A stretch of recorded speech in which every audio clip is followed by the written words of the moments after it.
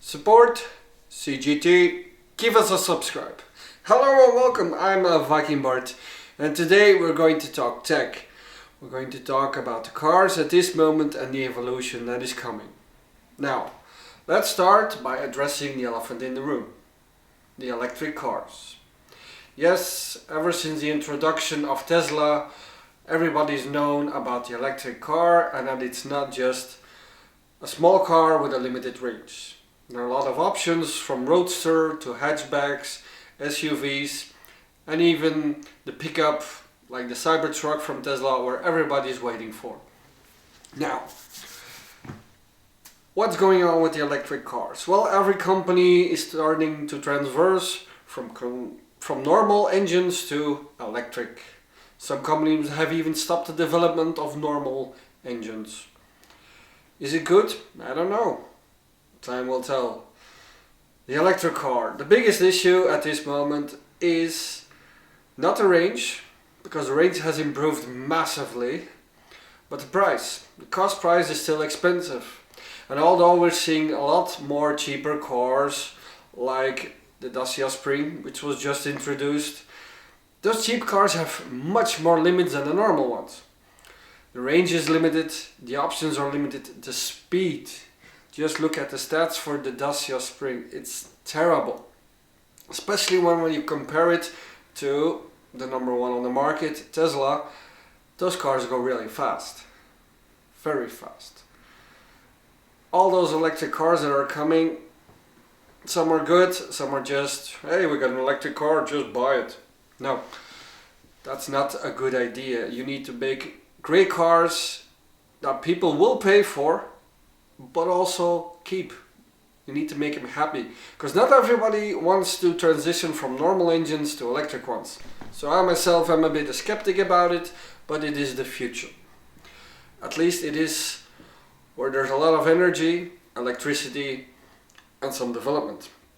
Because when we look at other countries, like the countries in Africa, some in Asia, Latin America, people don't have the budget for electric cars, nor the infrastructure. Even today, the infrastructure in the US, Canada, Europe, some parts of Asia, Russia, is still limited. There need to be more charging stations, and good ones, fast ones. And also, the energy demand will soar. Now, small example to my own country, Belgium. Yay. We have limited charging stations and we have a problem with supplying enough energy, because they're going to shut down the nuclear power plants, all focusing on green energy, but we do not have the infrastructure to store it, and many more problems. And as we switch to electric cars, power outages will be normal. It will be normal in every country. But a power outage, let's be honest, these days it's not normal, right? So every country will need to invest more in getting energy, electricity, either by investing in nuclear power plants, like those BN 1800 breeder nuclear plants from Russia. They leave less waste, produce more power for what you input, always good. Or by just investing more in green energy, but sustainable, and storing it, like the use of batteries. There's a huge development in that. But you can't just place solar panels all over the area and windmills, which do more harm than good, and then store it. It's not the best solution for that. Speaking of batteries, we're on the verge of a breakthrough in battery technology for cars, for electric cars especially. We all know the range is somewhat limited with the cheaper models, but batteries have improved much, so 500 kilometers, 800 miles, up. It is still possible. Development is going well. But there's also development in solid state batteries. And there's a huge potential in that. Companies claim you can do 1 million miles with one good solid state battery, because the energy density is much better, so there's a lot of potential. There are some problems, some issues that need to be overcome, but they're working on it. Will it work? In the long term, yes. But the short term, I'm not feeling too confident about it, because some of the issues are really hard, and one problem and the battery goes dead. That's something you don't have with the current batteries we do use now all day. So that's on the term of batteries. So will the normal combustion engine disappear? Not quite, not completely. As said, some countries will still use them, like in Africa and stuff. So they need to develop spare parts. Okay, with the rise of 3D printers it's going to be easy. The development will stop, of course, because companies will want to make the switch to electric engines to save money. But the cars will still be around. They'll still be around in 50 years, I'm pretty sure about that. Not just because of the old cars, the classic cars, but it's more fun. If you really love racing, driving a car, you're better off with a combustion engine than just an electric car. Now don't get me wrong, electric cars are very fast, like we see with the hypercars. And that's another thing. Supercars have become common. Everybody has the option to buy supercars at a cheaper price than it used to be than 20-30 years ago. You can just go out, buy a Porsche, a Lotus, Ferrari even. They're not that expensive. Because there's now hypercars.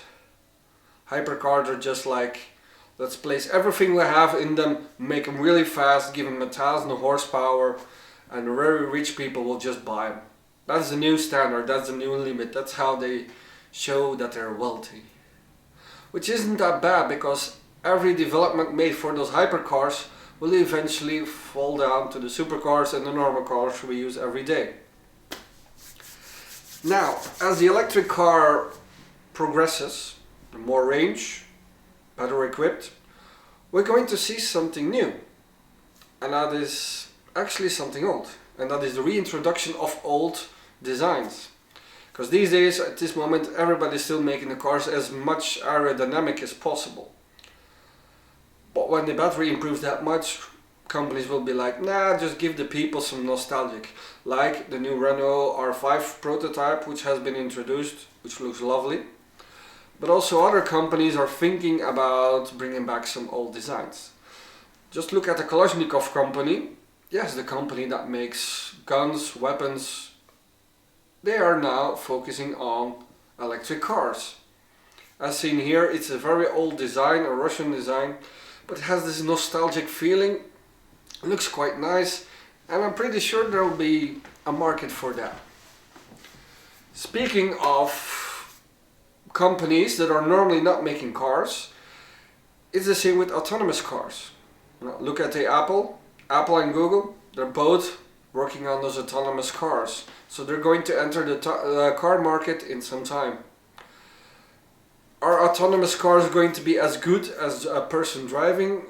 Well, I doubt the AI is advanced enough to drive as well as a normal person.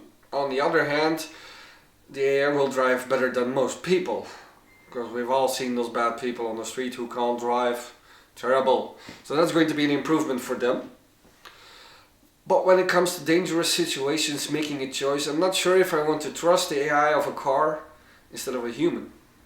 Are you going to hit a child or a dog? We all know the story. What will the car choose? We don't know that. We can develop AI, but it won't be the same. When there are roadworks, what will the car do? So, that's something in the far future before it actually is going to work. I know Tesla is working hard on it, releasing new updates all the time, improving it, but I doubt it's going to be working perfectly in the next 5 years, maybe 10. Now, speaking of all those other brands that are building cars, with the normal car brands we're seeing more alliances. Recently we got Stellantis, PSA going together with all the other brands. Why? Because it's logic. It's going to drop the development cost because everybody is developing the same thing these days. And it's better for the market because now they're not going to compete against each other. They're going to be supplementary of each other. Different design, different view, but they're not going to compete hard, which saves money. And that's what an alliance is about. Especially for the European car brands, because we're seeing a rise of Chinese motor companies. Also the Indian company Tata is developing in more and more countries. So it's going to be a tough market, very challenging. And I think the best example is that this is when we look at Tesla. Because Tesla was always number one, still is.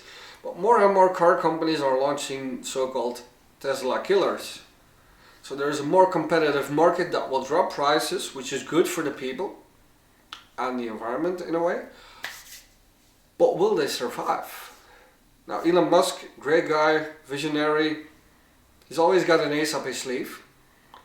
But what about the other little car brands that are switching to electric cars that say, nah, I don't want to join an alliance? I doubt many will survive. Some have already fallen. It's a very competitive market, the profit margins are low, but they're still there. So working together is the solution. Now the problem with that in legal terms is that in time you'll actually create a sort of monopoly. And some regulators like the EU, the FCC, they won't allow that. While in other countries, some Asian countries, they'll be like, nah, let's just go. Let them have it. So that again will put some strain on the globalization of the car market. But I guess only time will tell what happens next. So the evolution in the car industry is happening right now. When we look at all the past years, we've seen development by development, which has brought us a lot of new things like safety features, more efficient cars. Okay, it has come at a cost price because the prices are going up, but we're getting much more. But at this moment we're going into the next transition. We're going away from those combustible engines to electric engines with a lot more features, with a lot more stuff. So let me know what you think. Let me also know if you're going to buy an electric car. And which ones? Are you going for a Tesla one? Or are you going like, I'm going to go downscale, I'm going to stick with the normal brands like Toyota, Subaru, Audi. The choice is yours. Which car are you waiting for? Are you going for a small one? A pickup like the pickup truck, like the Cyber pickup truck, or the upcoming Hummer, which looks awesome? Or somewhere in between? What will happen with all the cars that are now in the second-hand market? Will they just fade away because nobody wants to buy them anymore, or not? How is it with your energy supply at home? Are you sure you're going to get enough electricity to charge your car? Is your country ready for the next stage in revolution of the cars? So many questions, so many answers we'll only get in the future. But again, leave a comment below, give us a thumbs up, subscribe if you want to see more on this channel, and as always, have a nice day.